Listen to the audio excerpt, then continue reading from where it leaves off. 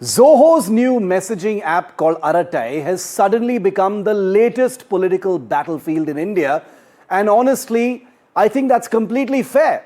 If Arattai aims to somehow achieve the miracle of replacing WhatsApp's 50 crore users in the Indian mind and mobile phone, then it deserves to be held to the most ruthless standard. It's already the #1 social media app on most app stores.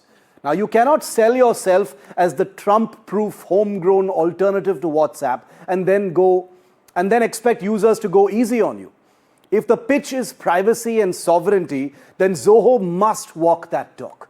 Questions about encryption, security, and government influence are absolutely legitimate. But what's not legitimate is the hypocrisy of those, particularly in the Congress Party's IT cell and the wider opposition ecosystem, who are suspicious of Arattai by Zoho, who freely trust and champion American-built apps that have been at the center of global surveillance and privacy scandals, and yet have no problem raising a red flag the moment an Indian company tries to enter the field.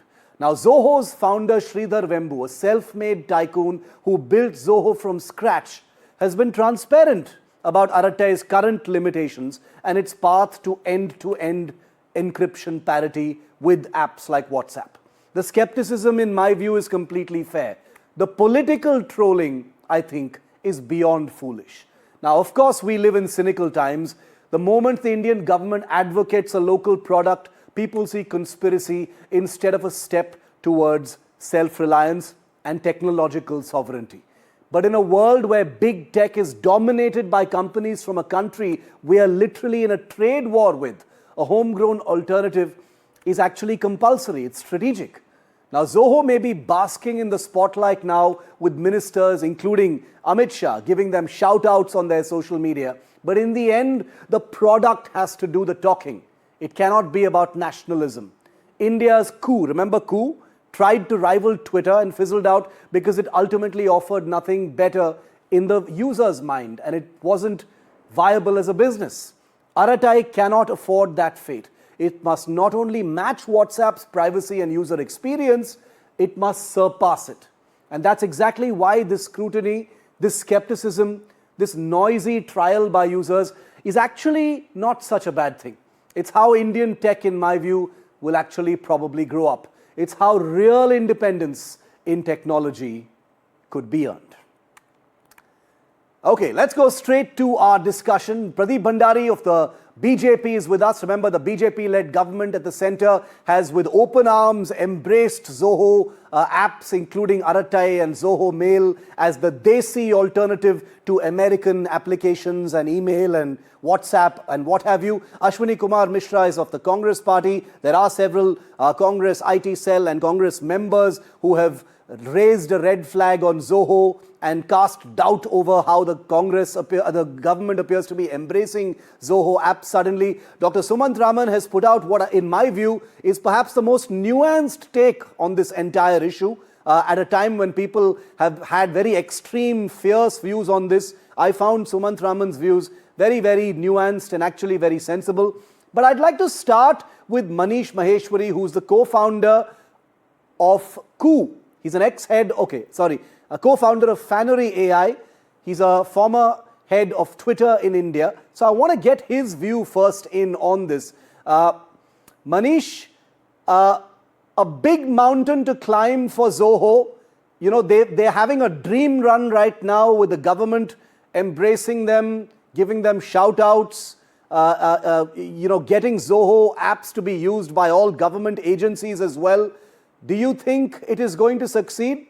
Let's talk specifically about Arattai for the moment. Yeah, I think, first of all, let's lay the foundation of where things are, right? I mean, first of all, you have to commend the fact that, an entrepreneur has built something and they have gone ahead and, at least starting to compete with a global player like WhatsApp, which in itself is quite commendable. The second thing we also have to give in to the fact that WhatsApp had a long lead time. I mean, they haven't become WhatsApp overnight. They have had, more than a decade of work behind it. And the third is that, clearly in a game like WhatsApp or any of the social media, the network effect plays a big role, right? I mean, not only it's the quality of the app and the kind of features you have, what makes this app powerful and strong is the the users they have on the platform and the relationship between the users. So today, not only you have to be better at the features, but you also have to somehow get users to start using it. And they have got a very good lead. I would say that in a very short amount of time, they have gotten sizable number of users. They are also getting a lot of good endorsement. So if they can continue those positive, virtuous cycle, and they have the right level of user base and user interactions happening on the platform, they can then begin to start competing with the established one. Okay. It does take time. I mean, if you look at the history of social media as well, there was Orkut, right, in Brazil, which came much earlier than Facebook, and it took Facebook some time, but then ultimately Facebook became victorious over Orkut and became the social media platform, even though Orkut was the first one to come. Similarly, we also have another example called Google Plus, which came in later and they tried to compete with Facebook. Yeah. They could not succeed even when Google was behind it. So it's a question about, are you able to keep your users satisfied, and are you able to get enough number of users so that you have the critical mass to then launch a serious threat to an incumbent player? Yeah, absolutely. Competing with something like WhatsApp is one thing, but, occupying a space at a time when we're talking about technological sovereignty in an uncertain world is also very, very important, and privacy is a huge issue as well. Dr. Sumanth Raman, fierce views online, which is not surprising at all after Amit Shah, gave an open shout out to Zoho as well. Many other ministers have come out to talk about them, which you're saying is a red flag in some ways, but most people have used it as a kind of reason to brand Zoho and Arattai as Sangi apps, quote unquote, and to cast doubt over their quality, to question whether everything is kosher, if I may use that phrase here as well. What do you think of that? Because like you said, Sridhar Vembu is a self-made man. He has done a great deal to make this company, a success of its own accord, even before this current phase. What do you make of the politics over the Arattai and Zoho apps? Okay, if you look at where Arattai actually fits in the Zoho scheme of things, it fits somewhere fairly lower in their list of priorities until the recent spurt in interest in Arattai. I mean, Arattai was, Sridhar Vembu was promoting it on his social media pages and stuff like that. But there's never been a big bang attempt to, push Arattai as a replacement for WhatsApp or whatever. So the 2 points, Shiv. One of them is an app today is not an Indian product, or it's not something that is to be consumed just by people in India. If people like it, it will go all over the world. Yeah. Look, let me give you 2 examples. TikTok has more than 1 billion users outside China. Okay, and WeChat has more than 150 million users outside China. So these are, you can call them Chinese apps, but for all practical purposes, they have got users in every part of the world. And this kind of, government promoting it as a desi kind of thing.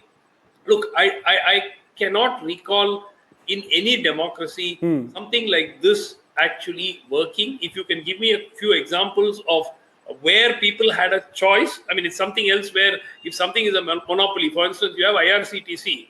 The IRCTC app is rubbish, but it's got a little better now, but people still struggle with it. But you have no choice. If you want to book a train ticket, you can't do anything else, right? So unless it's something like that, you cannot ram it down people's throat. And that is why I have a issue with the government suddenly starting up and saying, we will move all. That is something which, first of all, they should not be doing. I don't think it is appropriate for the government to start promoting one company unless they've actually gone through a process, identified a dozen players, gone through the entire, back end of how. Let's get Pradeep to comment on that. Pradeep, Dr. Sumanth Raman says it's not appropriate for the government to, openly espouse one particular company in this manner. How would you respond to that? Well, Shiv, we question this particular mindset of Suman and others who have issues with Indian companies going global and the government promoting Indian companies in a fair and transparent manner, and the same individual in the same lobbies will are okay of foreign companies being promoted because that is what Congress has done.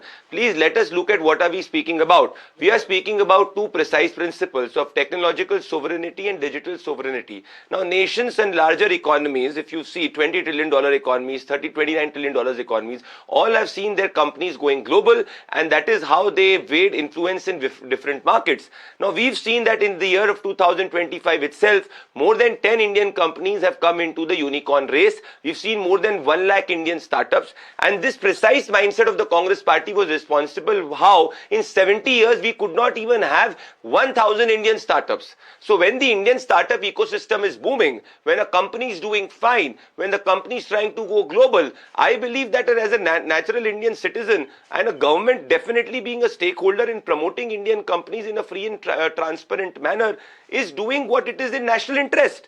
It is in our national interest that Indian companies become global. We see more Indian companies in Fortune 500. Yeah. We see more Indian companies going and conquering other markets because that is how nations go forward. So is the problem of Suman, are we providing undue advantage to any company? Are we tuning the regulatory process to benefit a company A over a company B? No. We are just saying it's a good product and we as government are wanting to move towards that product, and this is something which will nudge individuals to move towards that product. Dr. Sumanth Raman, how you want to comment on that? That it's happening transparently. There's nothing underhanded. Why not? The cause is noble. How would you respond to that? Absolutely not. I have no problem if the government said, look, we've identified 5 or 6 of the leading Indian products in this space, and these are the products that we think would benefit if more and more subscribers came to them. I have no problem. I have a problem where only one is singled out and put out. Now, having said that, now as far as moving on to Zoho Mail or moving on to other this thing, you must understand,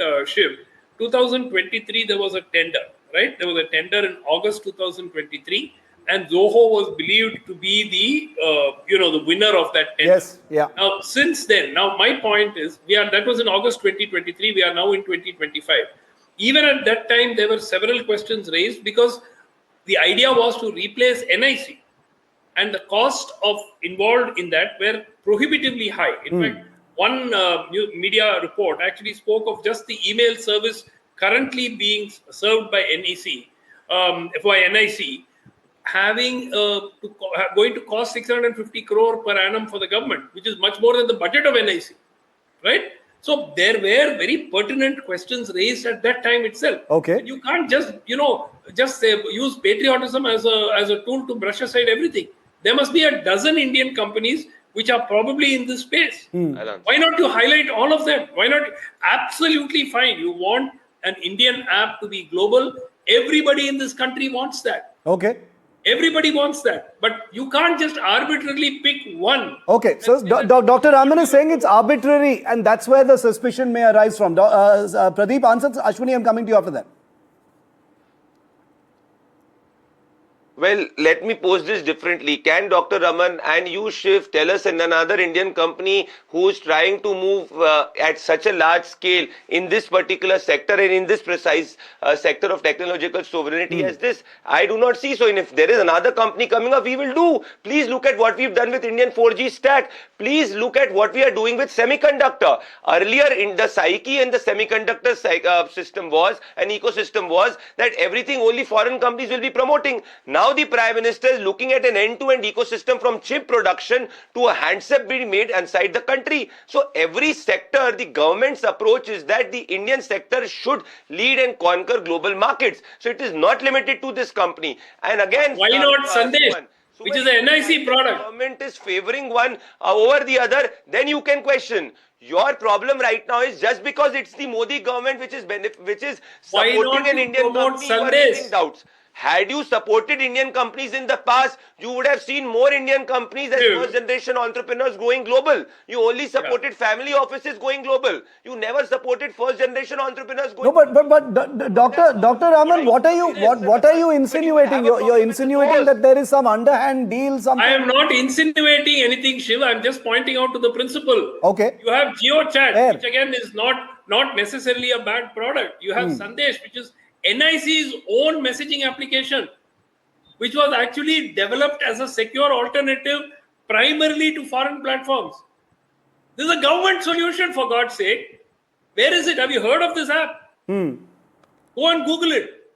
It was actually built by NIC. Suman, I will answer your question with another proposition. You recall the state of BSNL, Suman. And you know what happened with BSNL? Your argument in BSNL was that the government should dump it. Today, the BSNL is about to launch and in fact launch the 5G services. So yes, we are developing sectors as government, but at the same time, we are promoting companies in a transparent manner, which are doing good for the society and for the customers. That does not mean that government is favoring a company A over a company B. You do not have that charge here. No, there's also. Why aren't you highlighting promote let me bring in another track. Let me highlighting NIC's own product. Will highlight Suman. Okay, the point has been made. Let me bring another track. Why are you doing this? Why are you not doing this? Let me bring another track. The other track is okay. The point has been made about Sandesh and about Zoho. But Sridhar Vembu himself, who is the founder and the man who runs Zoho. There are certain prominent voices who have been raising a red flag about him as well, saying that he is close to the government, he is praising the government, so he is personally compromised. Ashwani, these are people from your party, your ecosystem, who have been saying Sridhar Vembu is a compromised individual. Trust me, bro. Fact checkers. They're all attacking Sridhar Vembu, saying that dal mein kuch kala hai with this man. Why that propensity? Mr. Shiv Aroor, I myself is a computer engineer from NITK, and you talked about Coup, which is founded by one of my senior called Apremya. And my question to the government is, I also have built a chat app called V4 Buddies. Why government is not promoting that? I also run an IT company, a content management system. When I provide product to the government, but come on, that's not the same thing. That's not the same thing, Ashwani. It's a matter of scale. It's a matter of certification. It's not the same thing. I understand. Here are my version, because it gave me time after a long time. I'm being computer engineer. I have a lot of say to it. Pradeep, let him finish.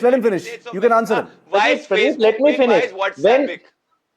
Pradeep, I provide a content management system, and I have developed few products for government, but they ask me to use my product as a white label product. They can't even give the branding of mine that this is developed by XYZ company. No, but that's a different issue. You go. But Ashwani ji, that's a different issue. With respect, that's a different issue.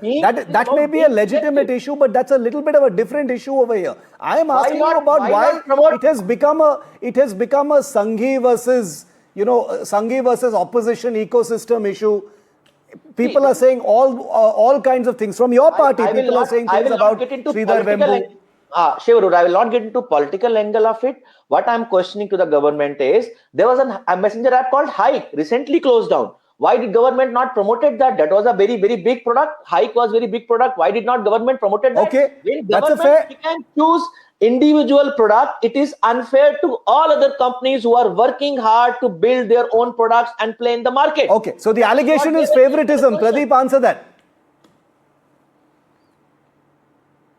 Well, first of all, I exposed Suman on your show. Suman said that what is the government doing about Sandesh app? This is December 28, 2023. All official communication of paramilitary forces happen on the Sandesh app. This is the Maharashtra government which mandates Sandesh app for all official communication. This is my precise Googled it after I told him about it. Hate Indian companies going global. If what is the larger principle? These people are alleging that the government is promoting or favoring one company. Please provide evidences to it. What is wrong if the government believes that a company has reached a scale to tell it and take it to the people of the country? That does not mean that the government will help a company A for providing funding or not providing funding. That is its business valuation. Okay. That is its business model that will decide, and the market will decide. Precisely, the company is closed because they are not able to. They are not able to match the demand and supply of market forces. But if you make a good quality product, reach 50 crore or make a good quality product, you will definitely have support from the government. Congress will never support you. Okay. There's only you would have done more business. There's only noise going on air now. You have become a $1 billion company by then. Your issue is that you do more politics, less business. That's why you're not able to get government. You are not able to get contracts and not able to get customers. Focus on doing your business and entrepreneurship. Okay, no, this is not personal. Gentlemen, this is not personal between all of us. Dr. Raman, you have any final word? Then I'll end with Manish, who's been waiting patiently. I'm just saying that. Look, Shiv, shouting loudly, making noise is not going to change the fact. That's what's happening on social media, but... No, that's what is happening. No, I'm talking about this show. Yeah. Where, that's what you are doing. That if he shouts loudly and interrupts people, he feels that the point gets made. Bottom line is, it is unfair for any government in a democratic country to promote an individual company. Perhaps, again, he keeps interrupting. No, but if they've gone through due process, as Pradeep is saying, then what is the problem, Dr. Raman? No, there's a problem. Even if you're using their product, you cannot put it out loudly. Put it out. No, why not you put out the due process? There is no problem with it. See, Shiv, let's say they've gone through a tender, they've been evaluated. This is the cost that we're going to be paying them every year, and this is the process by which we are actually going to be using this. Okay, no, I'll give the... You heard all these stories. There is no harm at all, and this whole spinning it. Look, Sridhar Vembu is an amazing person. He's done a great job with Zoho, taken it into an Indian global product company. Okay. Let me for my company as well. I am a very good content management system. Let me give the last 45 seconds to Manish, who's been waiting patiently. Manish, a non-political question is, coup came and went. It didn't have anything to offer. We don't know if Arattai offers anything in terms of a user experience. I'm not saying Zoho in general. I'm talking about just Arattai to keep it as specific as possible. Do you think it will succeed? What will it take for it to succeed? Yeah, so I think in my view, success depends on two things, right? Do you have the critical mass of users so that they can keep using it and keep it active, right? I mean, in a network business or network effect business, or in social media business, the volume of users and the intensity at which they interact is tremendously necessary. Second is these businesses require a lot of funding because running an app, hosting all this data, all this content requires a lot of money. And my view is coup was not able to sustain for a long time because clearly they ran out of money, plus the fact that they were not able to put a strong front against Twitter, even though there are a lot of good support. Now, in case of Arattai, I think that the situation is a bit different because Mr. Sridhar Vembu is a very seasoned entrepreneur. Yeah. He has been in this business for several years. He has been successfully running Zoho against Google for many years. And he is a very talented entrepreneur in my view. Right? No doubt. Is that. Second is, so funding may not be an issue in this situation. But having said that, you still have to ensure that there are enough people using Arattai on a regular basis, because if your friends are not on the same app, there is no reason you would hang out there. Exactly. Right? I mean, it's like going to be an empty house effect. Yeah. Today, we all go to WhatsApp because we know that all our friends are there. We are very comfortable with the fact that if we send a message to someone on WhatsApp, there would be someone, I will get a response. We don't expect the same. So they will have to put a lot of effort right now to get enough user base and then create enough sort of interaction. There needs to be a differentiator. There needs to be something which WhatsApp does not give, which you've got to give. Exactly what I began this show with. It can't be matching what WhatsApp has. It has to surpass it. It has to be valuable enough to actually break a habit and make people abandon. Please remember as I end this show, we've had Signal, we've had Telegram, we've had other apps that have come in and tried to compete with WhatsApp, and they've all by and large failed to do what WhatsApp has done for Indian instant communication. So let us see. It's a big mountain to climb. There are many angles to this entire story, but we'll have to see where things actually fall.